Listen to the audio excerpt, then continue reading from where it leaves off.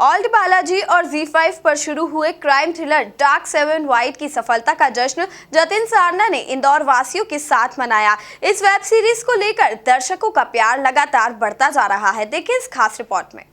Crime thriller dark 7 white web series की सफलता का आंकलन इस बात से ही लगाया जा सकता है कि इसने दर्शकों को अपनी सीट पर बांधे रखा और दर्शकों ने इसमें काम करने वाले कलाकारों के अभिनय को सहारा। सीरीज के एक्टर जतिन सरना के रोल को भी दर्शकों ने काफी सहारा। आपको बता दें कि जतिन ने सीरीज में SP अभिमन्यु का किरदार निभाया है। सीरीज की सफलता का जश्न मनाने के लिए जतिन इंदौर पहुंचे। इस दौरान उन्होंने अपने फैंस और मीडिया से चर्चा भी की। जतिन ने सीरीज के दिलचस्प अनुभव भी साझा किए। इसको कंप्लीट किया जिसमें बॉम्बे में कुछ शूट था कुछ टाइम और फिर हम लोग बीकानेर गए जहाँ पे बहुत अच्छे से इसको शूट किया विद ऑल प्रिकॉशन और जल्दी से एडिट किया, फिल्म सीरीज बना दी। हाय और अब आपके सामने थैंक यू सो मच। इसमें बहुत प्यारे गाने भी हैं। मेरा फेवरेट तो इसका जो थीम सॉन्ग है वो है लाल पीली अखियाँ, जो राजस्थान का फोक सॉन्ग है। छाप तिलक भी एक बहुत अच्छा फोक सॉन्ग है जो पिक्चराइज किया गया है। इस दौरान सीरीज के बारे में कई बातें साझा की। उन्होंने कहा कि हमें क्या करना है वह हमारे ऊपर है, हम बैलेंस के तहत चलते हैं। उन्होंने अपनी व्यक्तिगत राय भी रखी। वही तो मैं कह रहा हूँ, ये तो बड़ा सीधी सी बात है। ये तो हमको क्या करना है, हमें क्या लेना है, उस पर है। मैं आपको फीड नहीं कर सकता। मैं आपको ये नहीं बोलूंगा कि आप ऐसा करो, वो आपका जीवन है, आपको करना है अपने जीवन में क्या करना है। मैं बस बता रहा हूँ कि यार ये एंटरटेनमेंट के तहत हमने ये बनाया है। अब आपको क्या लेना है क्या नहीं लेना है वो आपके हाथ में है। अच्छी फिल्में बनती है तब उसमें से अच्छा कितने लोग लेते हैं। बिल्कुल, मतलब हम भी, हमारी जितनी रिस्पॉन्सिबिलिटी है व्यूअर्स भी उतने रिस्पॉन्सिबिलिटी के साथ उसको देखते हैं। और मुझे नहीं लगता, मुझे तो ऐसा कोई, मतलब मैं समझ रहा हूँ आप कहाँ जाना चाह रहे हैं, मगर बात ये है कि ये समन्वय है, वो बैलेंस जो होता है। तो हम बैलेंस के तहत चलते हैं तब ज्यादा हम, क्योंकि अब हम काटने लगेंगे हर चीज को तो फिर उसमें रह नहीं जाएगा ना। फिर एक मोनोटोनी है। आज से पहले तो नहीं हो रहा था ये सब, थोड़ा मोनोटोनी टूटी तो लोगों को मजा भी आने लगा।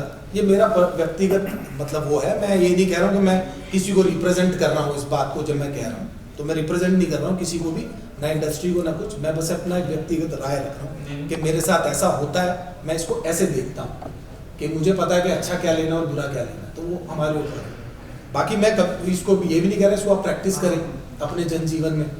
जतिन ने मीडिया से चर्चा में बताया कि कंपटीशन काफी ज्यादा है, इसीलिए कई विषयों पर काम किया जा रहा है। कई लोग विभिन्न पहलुओं को छू रहे हैं, कई विषयों से अवेयरनेस भी आती है। सर कंपटीशन का जो लेवल है ना वो इस टाइम बहुत ऊपर जा चुका है। मतलब हमारा कंपटीशन विद इन इंडिया नहीं है, क्योंकि इंडिया के अंदर ही 50 तरह की इंडस्ट्रीज है।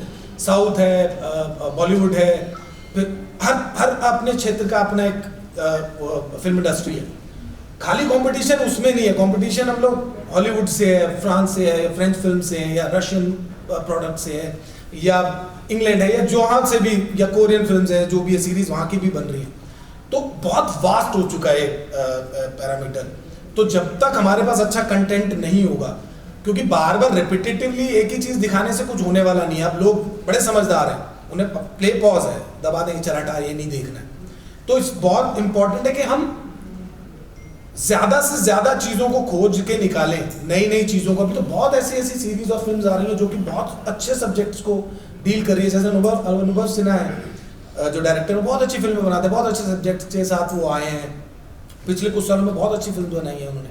तो इस तरह के जो सब्जेक्ट हैं डेली बेसिस पे जो हमारे आसपास घट रहे हैं, जो हमारी सोसाइटी को रिप्रेजेंट करते हैं, जो हमारे देश के कल्चर को दिखाते हैं या देश में हो रही घटनाओं को बताते हैं, तो उन पे दिमाग लगा के, उन पे रिसर्च करके उसको अच्छे से सीरीज में बना के या फिल्म में बना के दिखाना एक अच्छा एस्पेक्ट है। और अभी इस तरह की चीज़ें हो रही हैं। बहुत सारे लोग बहुत सारे पहलुओं को छू रहे हैं, उन सब पहलुओं को भी छू रहे हैं जिन पर लोग बात नहीं करना चाहते।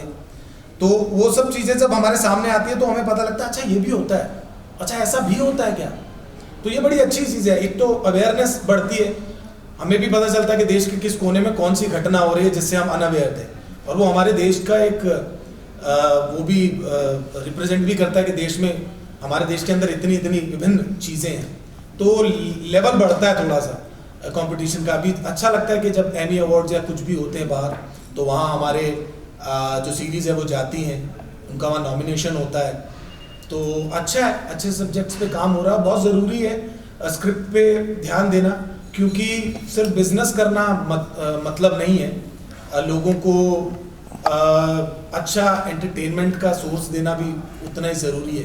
तो आई थिंक बहुत अच्छी तरीके से राइटर्स डायरेक्टर्स काम कर रहे हैं आजकल, अच्छा कंटेंट, अच्छी स्क्रिप्ट को लोगों के सामने पहुंचाने के लिए, क्योंकि अभी 50 तरह के OTT प्लेटफॉर्म हैं जिन पे 1000 तरह के नेशनल इंटरनेशनल बहुत सारा वो पड़ा हुआ है। तो अनटिल एंड अनलेस मेरे प्रोडक्ट में दम नहीं होगा, कोई भी नहीं देखेगा।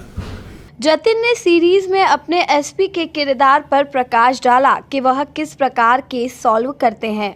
ये मूवी नहीं है, सबसे पहले तो ये सीरीज़ है डार्क 7 वाइट, जो जी और ऑल्ट पे आप देख सकते हैं, जो 2 बड़े OTT प्लेटफॉर्म है। और ये एक मर्डर मिस्ट्री है।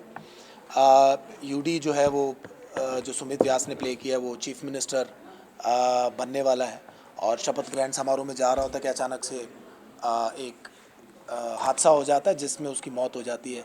और फिर किस तरह से ACP Abhimanyu, which is played by me, उनको ये केस सॉल्व करने के लिए अपॉइंट किया जाता है।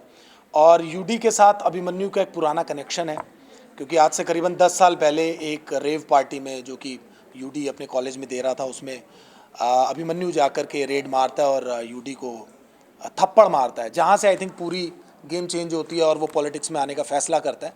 और फिर वो 10 साल बाद कैसे CM बनता है, उसका मर्डर हो जाता है, और कैसे फिर ACP अभिमन्यु को असाइन किया जाता है।